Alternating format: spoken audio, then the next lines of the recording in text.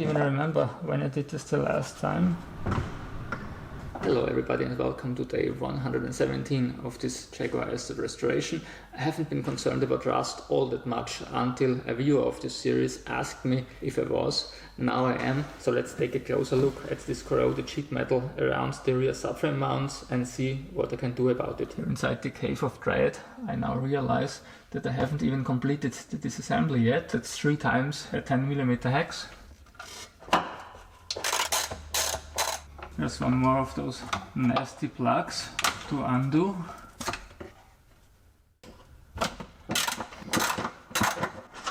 Up to the final one.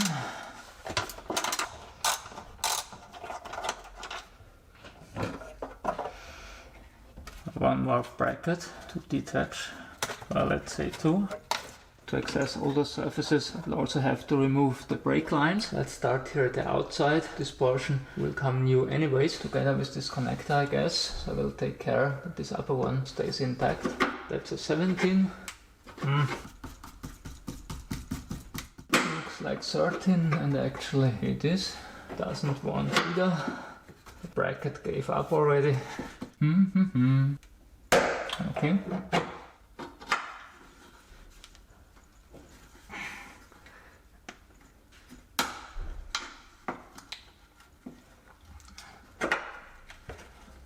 Let's remove the bracket first, again a 10mm.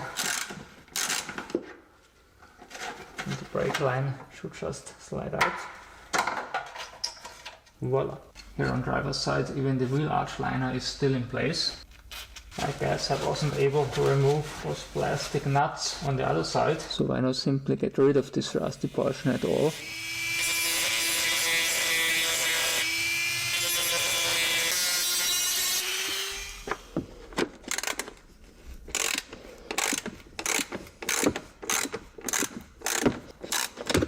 And here we go, one more Torx 27 here at the rear portion.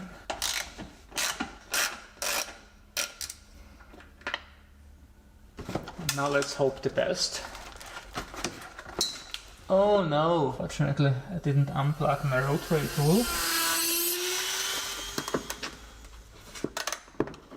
Unfortunately this one doesn't want to come out. But with a little help it does. Voila!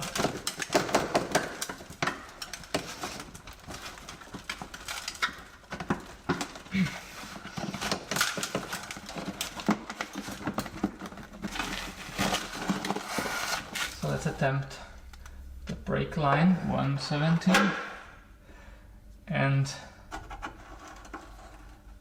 a 13 again.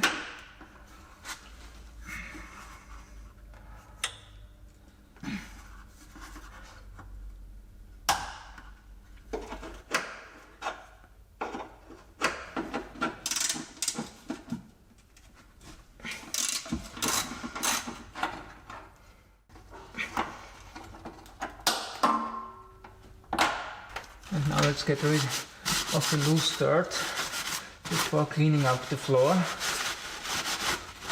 There's actually a tiny bit of rust inside here.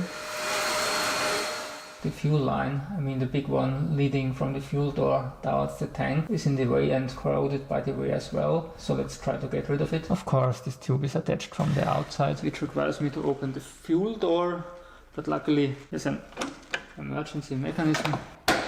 I can't even remember when I did this the last time, and also where this belongs while filling up the tank. There's 1, 2, 3 bolts, size is 8mm hex.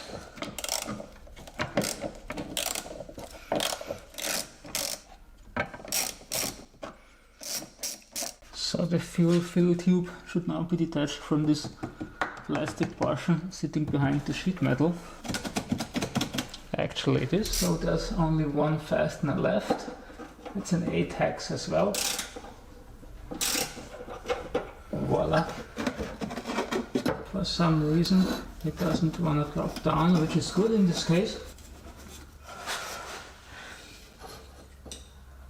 And here it goes. That's obviously the spillover hose, just snapped in place here, but a big bolt down there. It's actually just a nut, but a 13mm one. Here we go. Better put this back in place and don't try to pull off this hose, but remove the plastic piece as a whole. Here we have a somewhat weird combination of 2 Phillips screws and 2 Torx 20 ones. That's sitting really tight. This rusty nut just came down on the opposite side.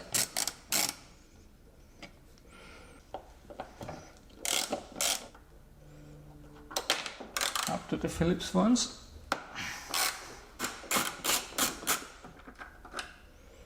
I have to correct myself, those were bolts. The Phillips ones are screws. It's attached to the trunk somehow. Let's try to stretch this wiring harness a tiny bit. Here you can see the plug, which isn't a standard one, unfortunately. Obviously the plug forms a U-shaped bracket. Yes. Whew. Here's where the cable connector is hooked into this plastic piece. Of course, at the opposite side where nobody can see it. And here's the connector I was messing around with. And since I promised this to be a full rebuild, finally. If you enjoyed today's video, you might want to give it a thumbs up or even subscribe. See you back on my channel. Goodbye.